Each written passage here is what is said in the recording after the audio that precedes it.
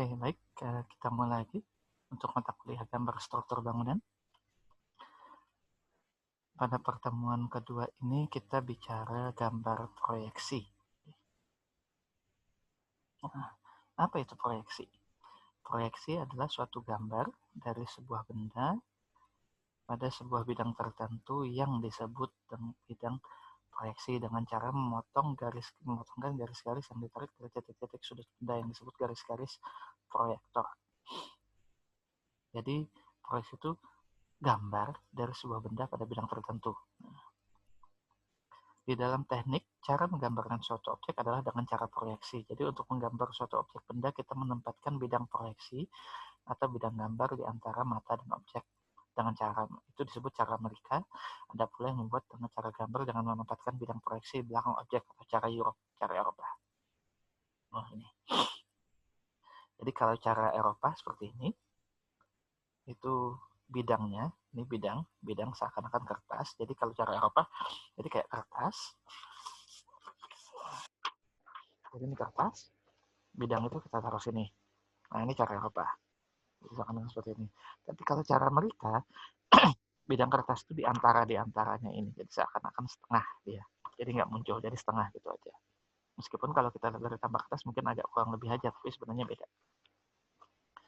Di mana titik A, titik pandang kita, posisi mata kita, dengan bidang apa ini adalah bidang proyeksinya, titik D adalah titik proyeksi titik B pada bidang titik A dengan titik pandang di A, dan titik E, ini ada D, ada E, DE, titik A adalah proyeksi titik C pada bidang A dengan titik pandang di A. Jadi diperpanjang. Nah kalau cara mereka seperti ini. Oke, ada dua macam proyeksi. Yang pertama proyeksi miring, di mana garis-garis proyeksi membentuk sudut miring terhadap bidang proyeksi. Proyeksi miring disebut juga gambar pandangan tunggal karena dalam proyeksi ini ketiga dimensi benda akan terlihat, sehingga untuk menggambarkan suatu bendanya secara utuh cukup menggambarkan satu gambar proyeksi. Nah, jadi seperti ini. Proyeksi miring. Ini ada speaker. Ada tiga sisi kan? 1, 2, 3. Kalau sebenarnya langsung kita lihat seperti ini. Jadi agak miring sedikit. Nah, jadi kayak gini. Ini proyeksi miring. Jadi langsung kelihatan bendanya itu gimana seakan-akan. Nah, jadi kayak gini. Jadi langsung kelihatan 3 dimensinya. Nah, kalau kayak gini, ini cukup satu gambar. Itu proyeksi miring.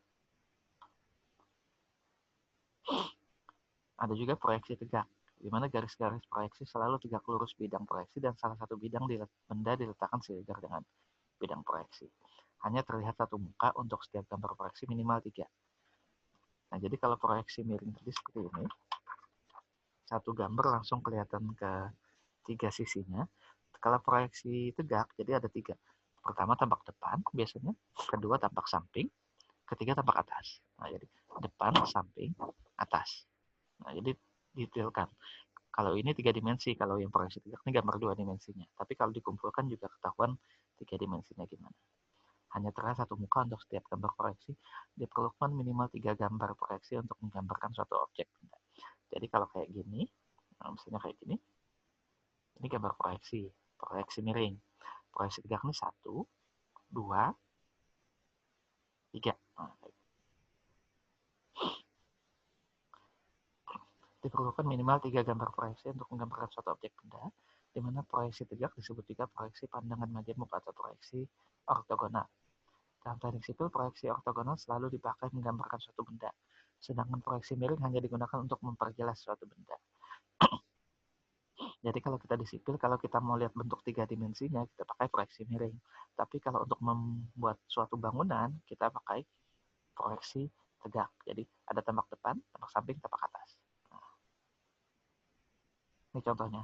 Jadi kalau proyeksi tegak, 1, 2, 3, proyeksi miring dimiringkan dia seperti itu.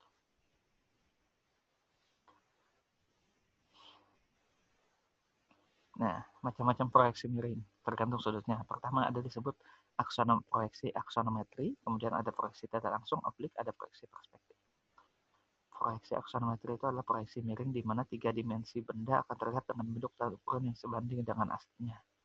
Proyeksi ini disebut juga proyeksi sejajar karena garis-garis objek yang sejajar tetap sejajar. Disebut juga proyeksi dengan titik hilang tak terhingga. Nah, ini contoh. Jadi seperti ini. Jadi dia tetap misalnya persegi, sisi atas sama sisi bawah itu sama persis. Ini sama, jadi tetap cirinya di sini lah. Bentuk yang ukuran yang sebanding dengan benda aslinya, jadi seperti ini. Untuk menggambarnya bisa isometri, bisa di satu titik pandang seperti ini, isometri yang atas, bisa dimetri, 2 titik pandang, dan trimetri. Ya, gitu. Dimana proyeksi isometri itu, ini tadi, nah, ini proyeksi aksonometri. Oke.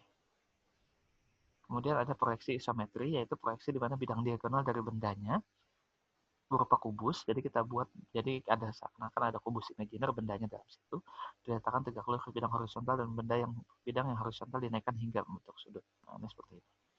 Jadi misalnya ada bola, kita menggambar seakan-akan bola itu di dalam kubus yang kita gambarkan. Kubusnya kita taruh. Ini ada silinder juga seperti itu, atau segitiga juga. Kemudian ada proyeksi tidak langsung, ada oblik. Proyeksi tidak langsung adalah cara penggambaran pandangan tunggal, di mana salah satu bidangnya diletakkan bidang proyeksi dan diproyeksikan secara ortogonal. Pada bidang ini ukuran dan bentuk sesuai dengan benda aslinya, sedangkan yang lainnya dengan cara proyeksi yang sejajar secara miring. Jadi dapat dikatakan proyeksi tidak langsung adalah proyeksi sejajar di mana bidang depannya dibuat frontal. Nah, seperti ini. Jadi ininya ideal, ininya AB ini real, C-nya itu dibikin agak miring. Tapi miringnya ya sudah nggak real lagi ininya. Nah, ini contoh penggambaran proyeksi tegak. Jadi ada tampak depan, tampak samping, tampak atas. Ini proyeksi miringnya, ini 3 dimensinya. Ini proyeksi tegaknya, depan, samping, atas. Ini proyeksi miringnya, jadi tegak miring. Kalau untuk penggambaran untuk 3 dimensinya kita perlu proyeksi miring. Tapi kalau untuk membangun kita perlu proyeksi yang tegak. Ada lagi proyeksi perspektif, adalah cara menggambarkan pandangan tunggal, di mana dalam menggambarkan gambar proyeksinya garis-garis sejajar dalam salah satu atau 2 dimensinya bertemu pada satu titik yang disebut titik hilang. Oleh karena itu disebut juga proyeksi titik hilang, karena pada proyeksi ini tidak ada satu garis pun yang ukurannya tepat seperti bendanya. Nah, ada perspektif sudut, ada perspektif miring, ada proyeksi sejajar. Nah, jadi seperti ini. Jadi kalau ini yang dipentingkan itu adalah bentuk bendanya, kalau ukurannya sudah nggak penting lagi. Seperti itu. Jadi seperti ini.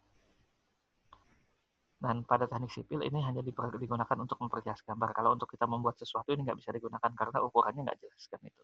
Tapi kalau untuk membayangkan 3 dimensinya ini bisa dipakai. Ada lagi proyeksi ortogonal, memberikan informasi yang lengkap dan tepat dari suatu objek 3 dimensi karena bentuk dan ukurannya tepat seperti bendanya. Jadi ini fix sesuai ukurannya. Di sini objek diletakkan dengan bidang-bidang koordinat sejajar dengan bidang proyeksinya. Di mana untuk mendapatkan gambar yang lengkap, ini seperti proyeksi tegak tadi, maka dibuat 3 atau lebih jika diperlukan. Objeknya diproyeksikan secara ortogonal pada bidang-bidang tersebut. Masing-masing gambar proyeksi disebut sesuai dengan arah tambalannya. Jadi kalau kita biasanya tampak depan, tampak samping, tampak atas. Nah, itu kayak gitu. Nah, ini jadi contohnya ini ada 3 dimensi seperti ini. Ini kita lepas sisinya semua, kita gambarkan di sini.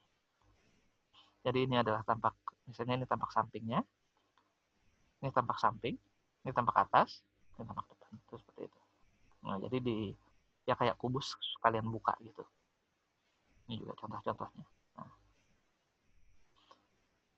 Nah ini, jadi kalau ada sebuah rumah misalnya, rumah itu kita buat tampak depan, tampak atas, tampak bawah, tampak kiri, tampak kanan.